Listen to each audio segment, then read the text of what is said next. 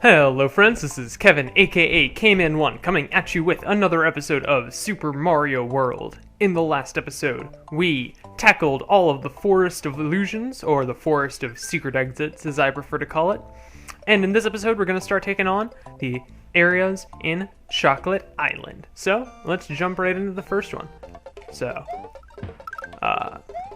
These are our first introductions to, I believe they're called Dino Rhinos and Dino Torches. Dino Rhinos are the big ones, Dino Torches are the small ones. And basically what happens is the big ones, if you're not on a Yoshi and you jump on them, they just get small. And then once they're small, they can breathe fire. I don't think the ones in this level do, just because they don't really feel like it or whatever. But there are some coming up very shortly that will definitely be prepared to spit that super hot fire. Speaking of super hot fire,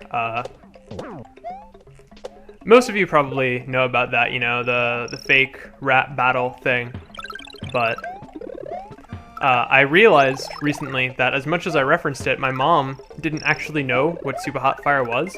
So my brother and I showed her the video of it, and yeah, it was really an experience for everyone.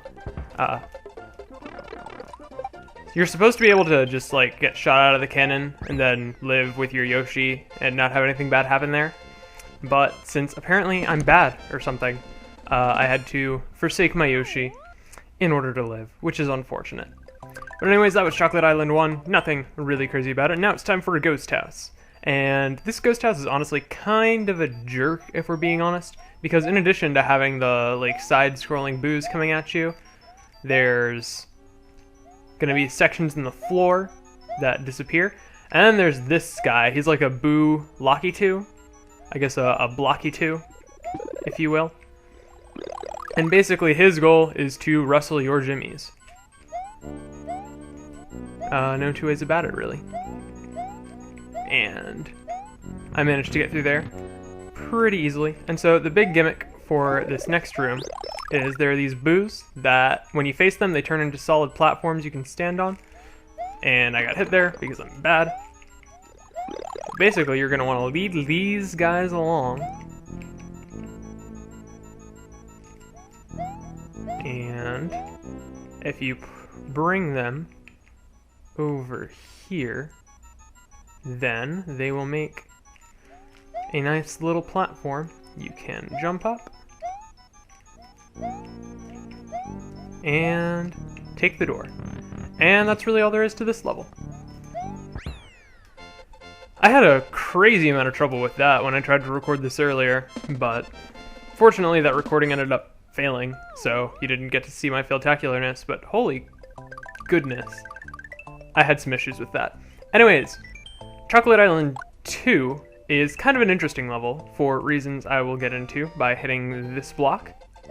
Basically, what this means is different parts of the level unlock depending on A, how many coins you have, and B, how much time you have left in the level, like the time on the clock.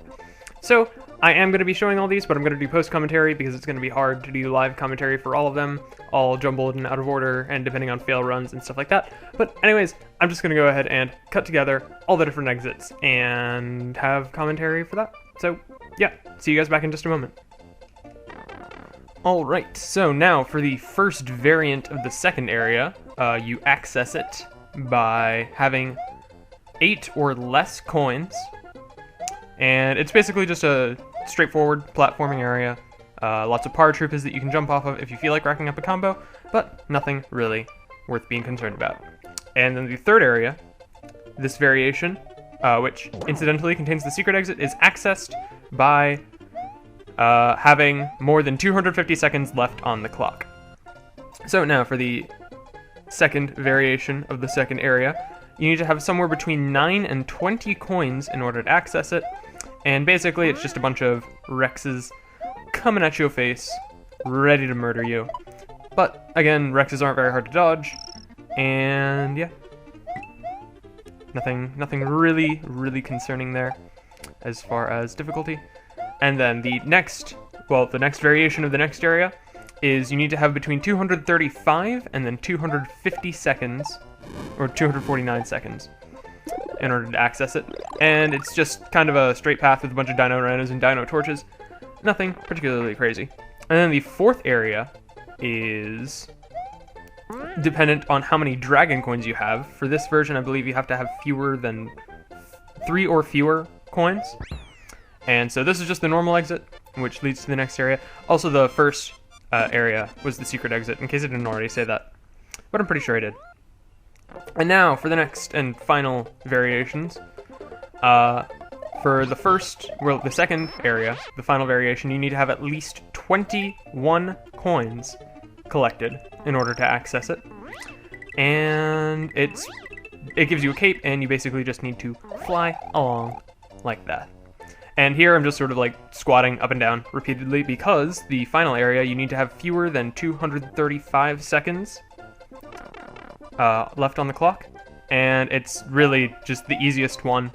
It's just a bunch of floating mushrooms and bubbles with water. Nothing really much to it. And then the final area, you need to have at least 4 dragon coins in order to access it. And since I have all the switch palaces, I don't technically need to be doing this. But what you're supposed to do is use the P-switches to get across. And fun fact, if you carry a P-switch across a goalpost, you get a cape feather. So, very cool, very nice. And that's it for these.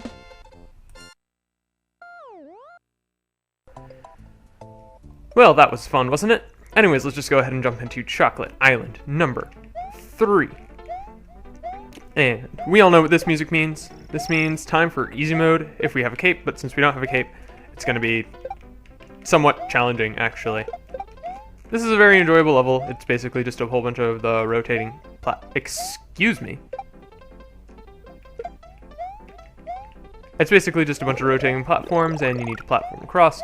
And it's tense and exciting and exhilarating and other buzzwords that aren't actually necessarily true. This area over here is just like a little coin collection area, but in spite of the fact that I'm really low on lives because different recording sessions happened, yeah, I honestly don't really need lives, even if I do seem a little low. And let's go ahead and grab a cape, just to have a little bit of an easy mode, and immediately squander the cape every single time. Guys, why am I bad at this game? The world may never know. And I finally figured out that star blocks, basically what it is if you collect at least 30 coins, then I believe it's if you collect at least 30 coins, then it's a 1-up, but if you don't, then it's only a coin. So yeah, that's the mechanics of the star blocks, if I'm remembering correctly. And I could be wrong, but I'm pretty sure I'm not. Anyways, for taking the normal exit for that level, what do we get? A loop-de-loop. Yay! I'm gonna go ahead and cut ahead to the secret exit, which is the one that you're supposed to take because, you know, logic. Alright, and the secret exit for this area, basically all that it is you need a cape, and you can go underneath the formal goalpost and grab a couple 1-ups for yourself, and easy top of the goalpost. Got 40 stars, like a boss. And so, for the secret exit for this area, which should beat the normal exit, but I digress, we could go ahead and take on the fortress. And this fortress is actually, looks like the inside of this is kind of like some sort of cookie looking thing. Anyways, this is our first required fortress, which is pretty cool, if I do say so myself. And by required, I mean on the main path required, not like, because using secret exits, then you don't actually have to face this level in this area. Fun fact. Also, that's like chocolate water of death. So, definitely something to avoid. Alright, and we're back pretty much where we were just a moment ago. And this level is pretty obnoxious because of the fireballs. I feel like there probably is a pattern to how they come out, but the fact of the matter is, it is very hard to figure out if there is one. And you can also get impaled by those spikes there, and I'm going to wait for my cape just so I can tank an extra hit if I need to. Which I probably will need to because I'm bad. And here we have a thwomp.